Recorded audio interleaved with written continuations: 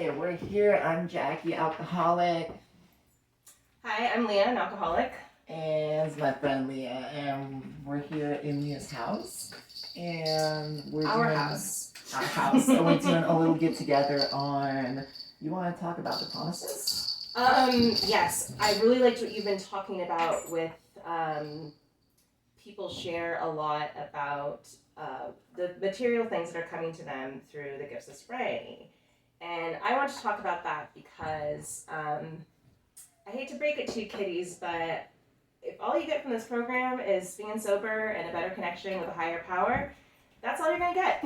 Right. That is the only expectation it's safe for us as alcoholics to have, because we are not in this for, we're not prosperity gospel evangelical Christians. We're in this for that spiritual awakening and for recovery and freedom from the insanity of our disease. So, and by the way, I'm fanning myself because one of the things that happened to me in sobriety was I found out I had an autoimmune disorder, which means my thyroid is way out of whack. And sometimes a lady gets sweaty, so It happens. It happens. So I just want to go ahead and read the promises, which are start on the bottom of page 83 in the big book. And I want to also talk a little bit today about other esteem, or looking for value from ourselves from the outside instead of just the intrinsic value we have as, precious. You could say you're a child of God or a result of evolution or whatever. You're a unique being and you would not have happened if you didn't happen. So I like this. I'm excited. We'll take it away. All right. If we are painstaking about this phase of our development, we will be amazed before we are halfway through. We are going to know a new freedom and a new happiness. We will not regret the past, nor wish to shut the door on it. We will comprehend the word serenity, and we will know peace. No matter how far down the scale we have gone, we will see how our experience can benefit others. That feeling of uselessness and self-pity will disappear. We will lose interest in selfish things and gain interest in our fellows. Self-seeking will slip away. Our whole attitude and outlook upon life will change. Fear of people and of economic insecurity will leave us. We will intuitively know how to handle situations which used to baffle us. We will suddenly realize that God is doing for us what we could not do for ourselves. Are these extravagant promises? We think not. They are being fulfilled among us, sometimes quickly, sometimes slowly. They will always materialize if we work for them. Now, before we dive in, I just want to say that since I came back to the rooms, I have not been reading the promises. And it's pretty customary if you're new or if you don't go to the rooms, if you're not a drunk. It's pretty common at the end of our meetings to end a meeting by either reading A Vision for You or the promises. Right. And in meetings where they were like, we can read either or, and if I ever read, I would always read The Vision for You. And I would avoid reading the promises.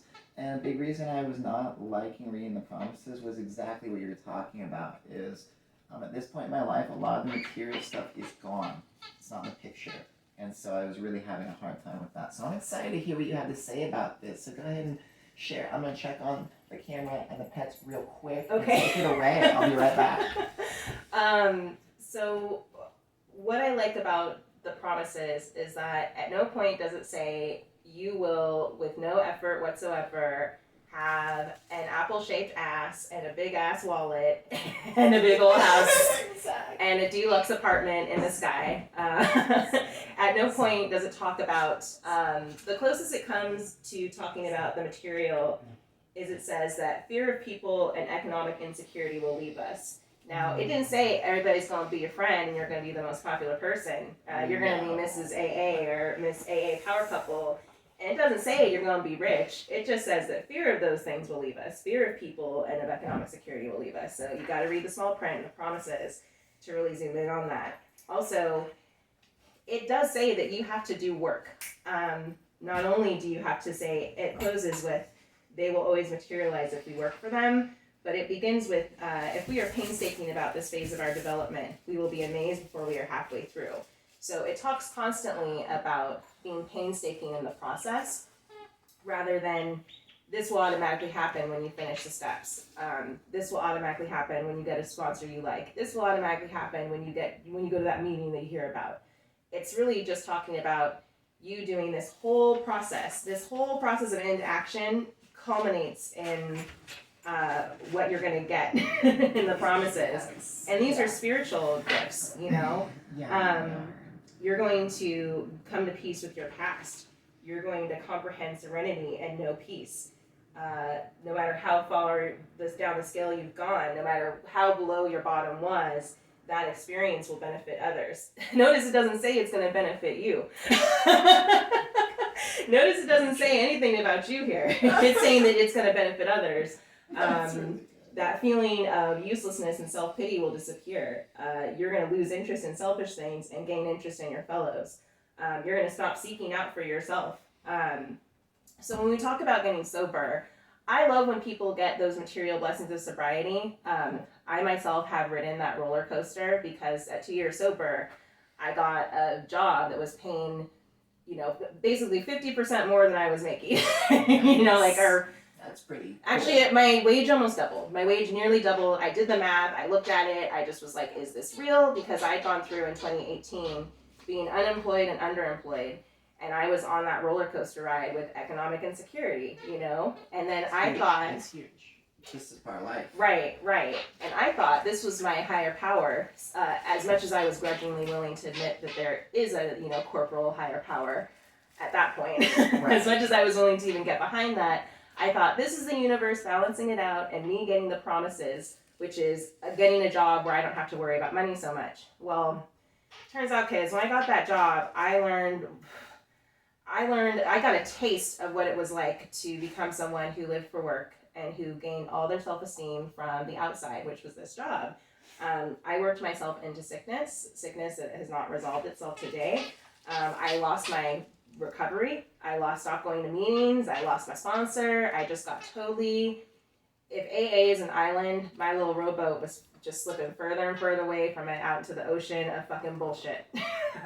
Like self-will and thinking that I can create this thing on my own, thinking that I can do this by myself.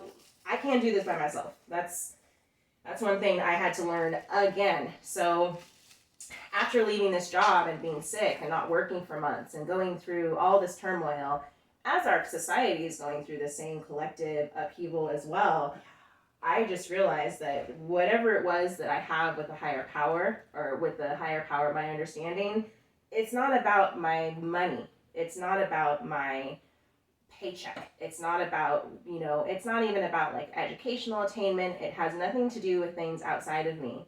It has to do with things within me. And finding that intrinsic value, finding that intrinsic worth. I've been going to Codependence Anonymous to try to do further work on that, but AA is the foundation of that. And I really like the promises because we're talking about my whole attitude and outlook upon life changing.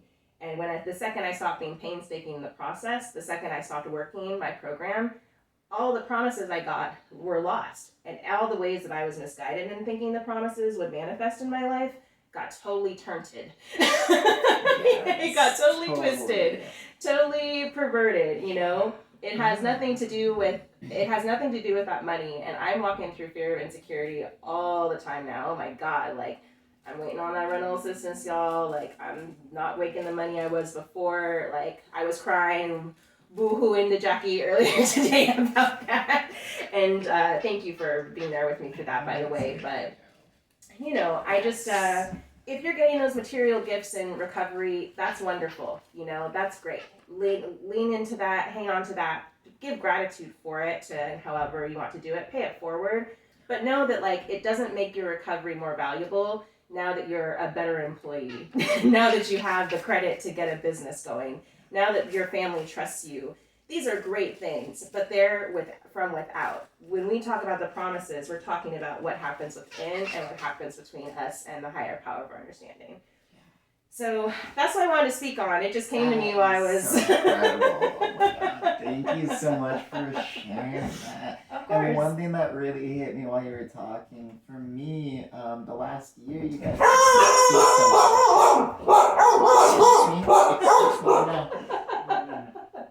Stop.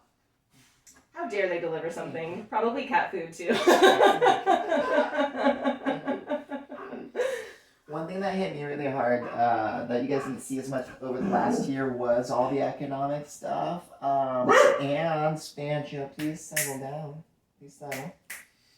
And a lot of the health stuff. And my health tanked, especially in a way of panic and anxiety. And that's kind of frustrating sometimes. So that comprehending serenity and knowing peace, and like these promises still had to come true, still need to come true for me with this program, despite my health slipping. And that's hard to accept sometimes too, because I have to look at things differently. So I really feel what you're talking about with those external pieces in your life, because there's a few big ones, right? Like the work or the housing or the health or the family. We've all got a couple, like a few really big pillars. And it's really easy to fall into that trap of thinking, oh, I'm working a good program because these pillars look the way I think they should. But it really comes down to like that internal work you're talking about. And these are all internal promises, you know? Right, because your intrinsic value comes from you showing up on this planet. And the only thing we're going to get from this, again, is if you're sober and you have that relationship with something greater than you of your understanding, and like I'm not even going to say God, because like that almost narrows it down to dogma. I'm not talking about God. I'm talking about a spiritual program with a greater power, with a power that's greater than you of your understanding. If that's all you get out of this, you have won AA. This is an ungraded, decentralized program, but that's all you're gonna. That might be all you get, and rejoice in that. That's the real gift. It's great if you have those other things, but they aren't a sign of a good program.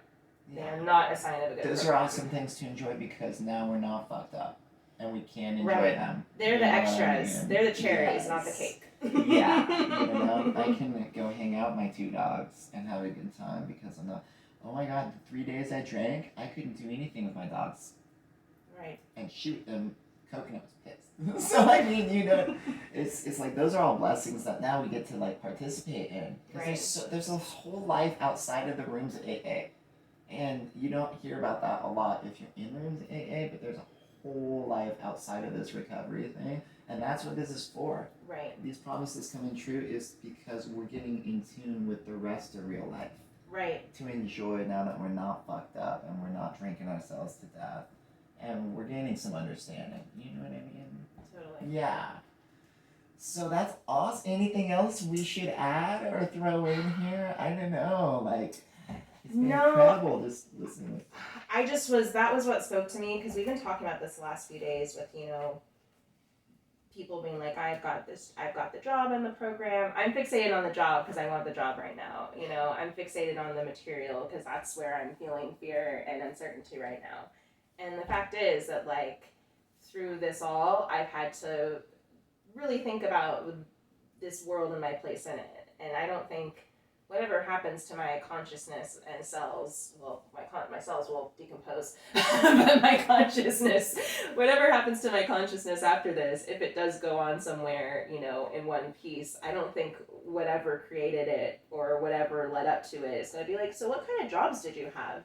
Like not in the sense of how much money I made, but in the sense of like, what was I putting into the world? What was I getting for, like, what am I getting more involved from the work I'm doing? And it's not good on both accounts. On both accounts, I'm struggling financially. I'm not developing in any kind of way. And I need to really look at that, but also remember, it's an extra. It doesn't matter at all. I could get a job if my money situation was completely taken care of, but I had to trade my recovery and my program for it, it's not worth it. I have to have this program. And if it's meant to be, if it's in the eyes of the fates or whatever, that I'm going to be broke but have a better program, then that's what it's going to be. And that's the sacred truth of my life. And I have to be okay with that. And I have to work on getting into acceptance with it. But money in my pocket is not a sign of a good program. It's all, get out there and find the sponsor who has the thing you want. But if all they have is like, oh, they have a good job and a nice car, that doesn't mean they have good recovery. It just doesn't, and like we have to constantly fight against that kind of prosperity gospel within our own program. because it does have that evangelical Christian history, and also we're living in fucking late stage capitalism, so we are constantly being given this message weird, fucked up self-image. Exactly, that money means value, and your intrinsic value comes from the creator, or from the higher power, from the universe. When I became retired, I immediately realized the pain of having my worth not be based on how much I'm paid for my time. Right. And it's not even and that's so weird. That doesn't mean anything. Or the when industriousness. we all go to a party and hang out together, that doesn't matter. And no one's like, how productive were you today? No, work's the last thing we want to talk about. And that's hard because sometimes in the program, we see someone who has those outer trappings, who has the look good, the material look good, and they're spiritually bankrupt. Right. You and I personally have encountered a lot of people like that. So. And one thing that I thought about just yesterday while I was walking the dogs was, I walked through all of this relationships, and like a lot of these pillars kind of fell in my life over the last year or two, and the housing and everything. And now coming out on the other side of that with this program intact and still working on this in the spiritual lifestyle, I feel so much, it feels so incredible. And I realized that that impact would be lessened if anybody at any point had just jumped in and given me their solution and bailed me out of that in some way. And that's the whole point of the journey. And a large part of it is that appreciation that now I have. I'm like, oh my God, there's so much gratitude, because I never would have realized like God was leading me here through all of that. And so I got it to kind of compare against, be like, wow, okay. So I don't know, just a lot of gratitude for this message you're talking about today, right, and sharing with us, and really putting a new perspective on the promises here. Because these promises can come true for you. And like if you're feeling like they can't, it's okay to give yourself a break and try and look at it a little bit from a fresh perspective. Right. And ingratitude is huge, right? Because I'm struggling with willingness and gratitude each day around a job that, let me tell you guys, if I had that job with that outer focus of that other esteem that I had, years ago when I was earlier in my recovery, but not closer to looking at my codependency, I would have jumped at the chance to have this job because it was a few dollars more than I was making at the time. I only am looking back with pride and scorn because I made a little bit more money. So that's my sickness, right? I still have to, even now, after embarking on this journey, 5 years ago, that I still have to work on that, right? Of like, hey, I have a job. I've got a roof over my head. I have a comfortable, blessed life today. And all I can ask for is today. And that's really fucking hard. I want to know what's next. I want my higher powers itinerary. I don't like surprises. I don't. That's part of my panic disorder. I don't like surprises. Right, I like surprises. Just tell me where we're going. Like I'll act surprised when we get there. Yes. Like I want to be, and it comes back to I want to run the show. I want to all of our problems are like any control issues. No control issues.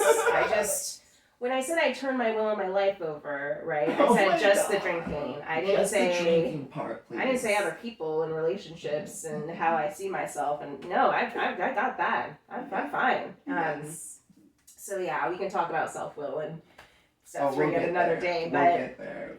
Yeah, just keep working for the promises, but know that it's not going to be, and don't feel that if you're not getting those material rewards yet from your recovery that you're not working a good program. If you're showing up to meetings and in service and you're doing unity and you're doing recovery, if you're doing that triangle, you're fine.